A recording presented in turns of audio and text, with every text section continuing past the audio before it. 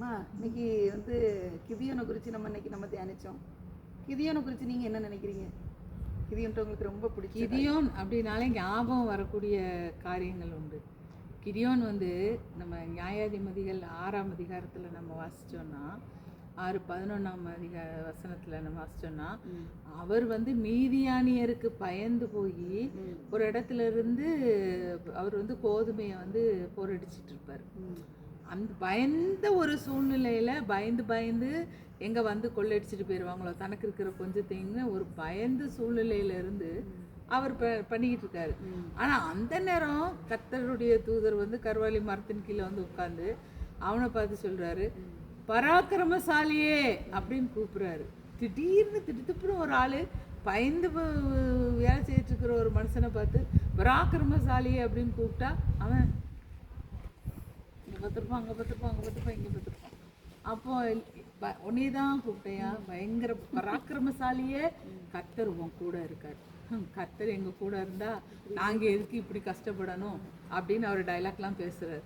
ஆனால் பராக்கிரமசாலின்னு ஃபஸ்ட்டு எடுத்தோடனே அந்த இன்ட்ரடக்ஷன் இருக்குல்ல, பராக்கிரமசாலி அப்படிங்கிற ஒரு ஒரு ஒரு திடமான ஒரு நம்பிக்கையை வந்து கர்த்தர் வந்து இந்த கிதியோனுக்குள்ள அந்த வார்த்தையின் மூலமாக உள்ள அனுப்புனதுக்கு தான் இதில் வந்து நமக்கு ஒரு ஹைலைட்.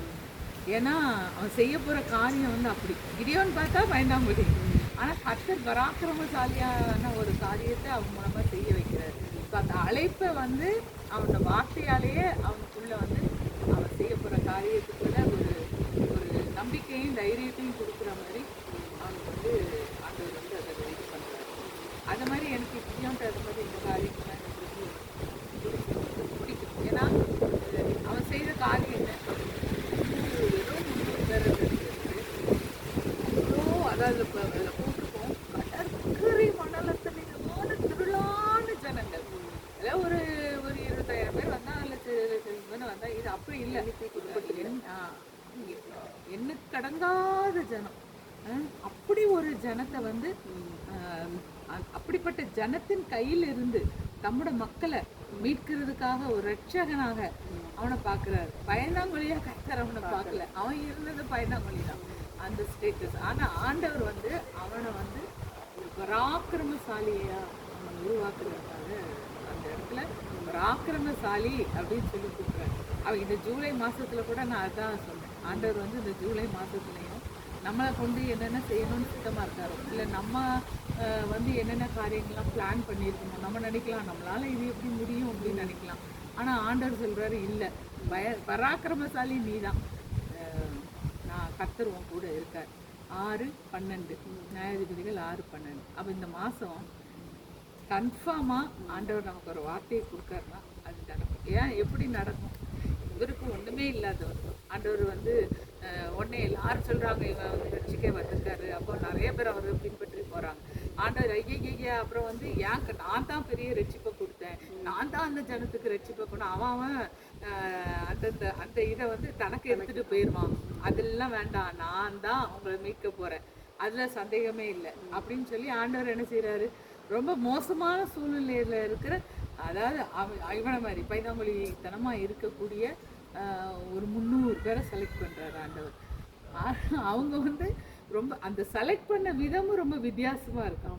ஆண்டவர் வந்து அவங்கள வந்து 300 பேர் தான் எப்படி கழித்துறது, அவ்வளோ ஜனங்களை எப்படி பயமுறுத்துனாங்க. வெறும் 300 பானை கொண்டுட்டு போனாங்க, ஒரு தீவெட்டியை கொண்டு போனாங்க, ஒரு எக்காலத்தை கொண்டு போகிறாங்க. ஒரு கையில் எக்காலத்தை வச்சுருந்தான், ஒரு கையில் தீவெட்டியும் பானையும் பிடிச்சிருந்தான். அப்போ கிதியோன் சொல்கிறாரு, அப்போ ஆண்டவர் வந்து நீ போன்னு சொல்லும்போது கூட இவர் ஏகப்பட்ட அடையாளம் கேட்குறாரு ஆண்டவர்கிட்ட.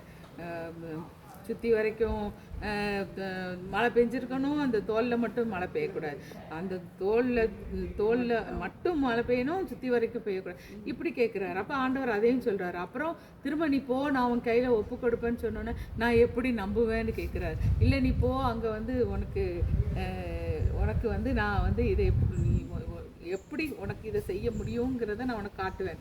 அங்கே போனால் காவலாளி பேசிகிட்டு இருக்கான், நான் ஒரு கனவு கண்டேன், இந்த கிதியோன் ஒருத்தர் வந்து பெரியறாரு அப்படின்னு சொல்கிறத.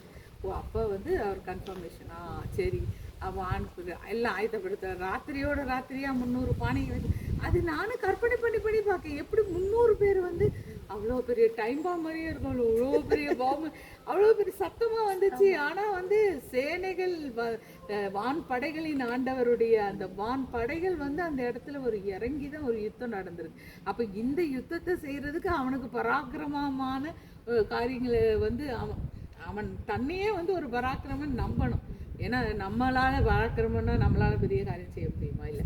ஏன்னா பக்கத்துல வந்து எரேமியால அவர் சொல்றாருல, நானும் பயங்கரசாலியா என்னோட கூட இருக்கேன்னு சொல்லி, பராக்கிரமசாலிக்கு கூட இருக்கிறவர் பயங்கர பராக்கிரமசாலி. அதனாலதான் அவருக்கு இவ்வளவு காரியத்தை செய்ய முடிஞ்சிச்சு. அது கிதியோன் வந்து எனக்கு அதனால மனசுல இருந்து அப்படியே அந்த கிதியோன் கேரக்டர் வந்து நமக்கு மாறாது. அந்த கிதியோன்னாலே கர்த்தரின் பட்டயம், கிதியோன் பட்டயம், கர்த்தரின் பட்டயம், கிதியோன் பட்டயம், அதுதான் ஞாபகம் வரும். ஸோ அதனால இந்த ஜூன் மாதமும் நமக்கு அதனால தான் ஆண்டவர் வந்து அதை வாக்குத்தத்தமாக நமக்கு கொடுத்தாரு. அந்த மாதிரி இதை கேட்டுட்டு இருக்கிறவங்களுக்கும் இது வந்து ஜூன் மாதம் வந்து பராக்கிரமசாலியே கர்த்தர் உன்னோடு இருப்பார்னு சொல்லி அவங்களையும் கர்த்தர் ஆசீர்வதிக்கார். God bless you.